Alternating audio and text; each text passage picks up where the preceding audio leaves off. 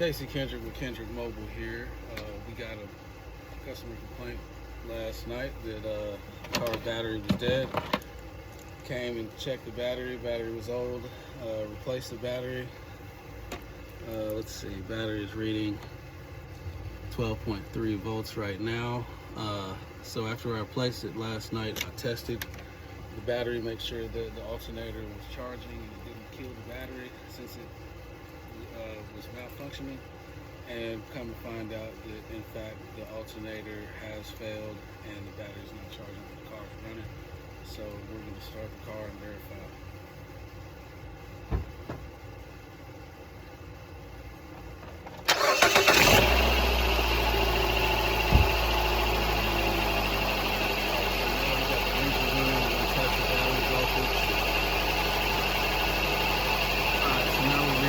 Volts, so that's a good thing.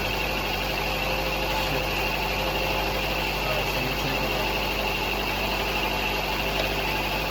Customer's gonna be happy that I don't know if it's intermittent though, it might be intermittent. Sit here.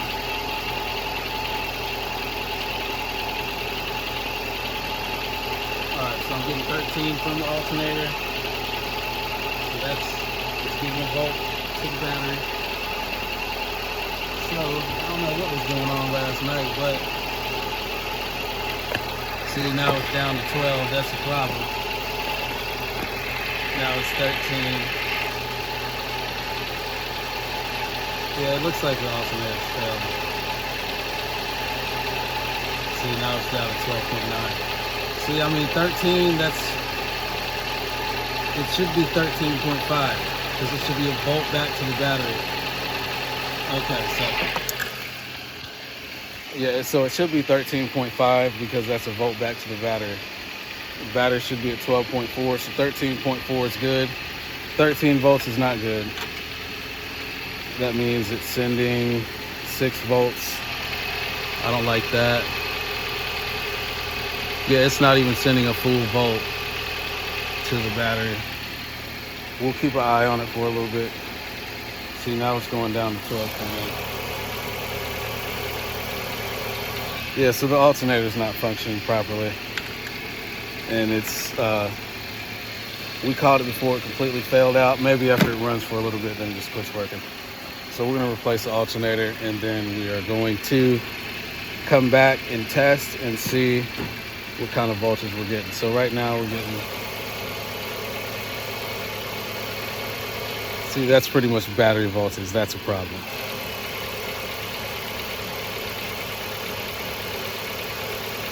Okay, so the complaint has been verified. We took a little bit of extra time. The car had to heat up a little bit. All right, so we'll get back with you. First, we're gonna try to keep this detailed and concise for y'all.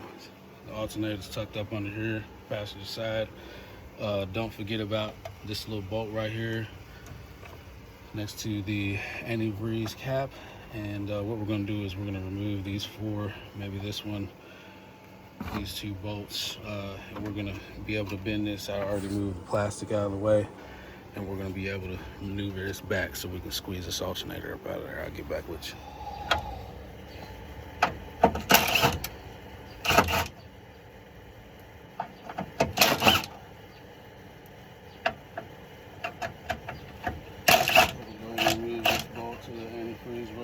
Antifreeze reservoir cap. So now we got a little bit of play. I don't know if that's going to be enough. It's going to be some shit. That looks like my tensioner there. Tensioner bolt right there below the alternator.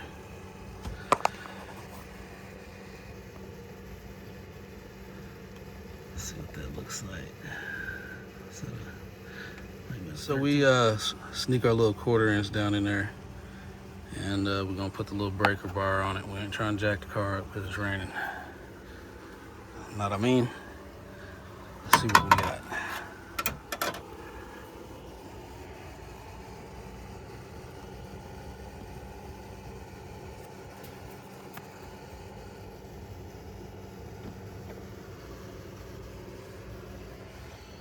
Alright, so we snuck that pole down in there with that 1/4 inch and cracked that bolt loose. We loosened this pulley a little bit below the alternator, and now we can just kind of slide that belt off there. I'm trying to save myself some work from taking the whole bottom of the car apart to get to that bolt. And then I don't want to mess with this pulley too much.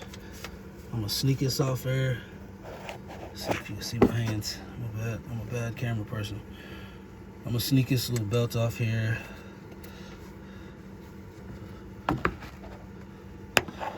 Yes, y'all already saw it.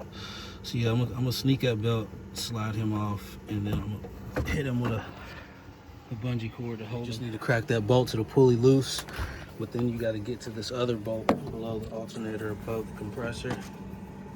13mm bolt there above the compressor, and that's the bolt to the tensioner. Loosen up the tension. I'm going to take the bolt off right. I'm going to take the belt off right there at the tensioner there, and so I'm going to slide this off like this, and then I'm going to hold it so it doesn't come off, and I'm gonna put this. So I just kind of tucked him down there, man, with the bungee cord. I don't like to have to fool with the belt after I get done with the repair. We already don't have to jack up the car, so we found a way around that. So we'll proceed. And then you loosen the pulley up, tensioner, pulley enough to sneak that bolt out of there. All right, so we removed the little clip here right there for the washer fluid, and this is what we got, guys. We can maneuver this now. Looks like maneuver him in such a fashion. Reach down, pull this alternator, and see if we can finagle him out of here. I'm probably gonna unplug this connector to avoid breaking it. And let's see, just see what we got, man.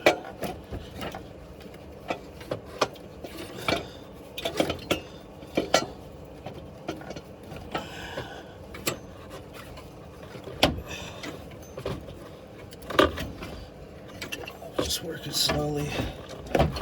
Make sure I don't hurt that radiator or nothing.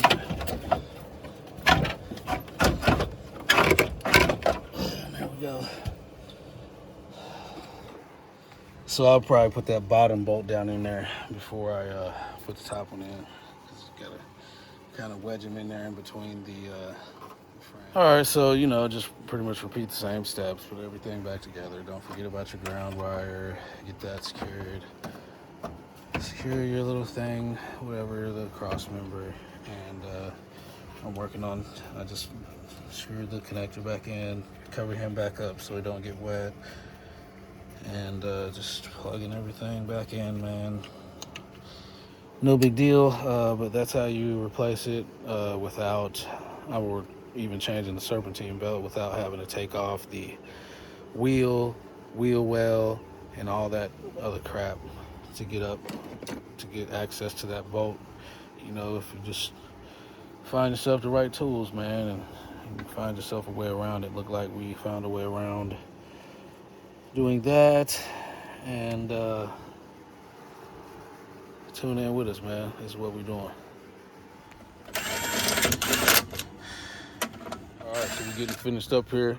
Alternator's been replaced, belt's been adjusted. So yeah, just work with them. You don't have to take that bottom pulley off below here. You just loosen it, and don't tighten it all the way back to the end. Keep the bolts loose to the alternator tight. Not all the way tight until you get the belt situated. And then this little screw here above the AC compressor is the one that is the tensioner for the alternator there. So not too bad, man. Could have been worse. We would have had to get up in there and take that freaking wheel well off and the undercarriage and all that. So that's about it. We're gonna get it started. And and see what this thing does.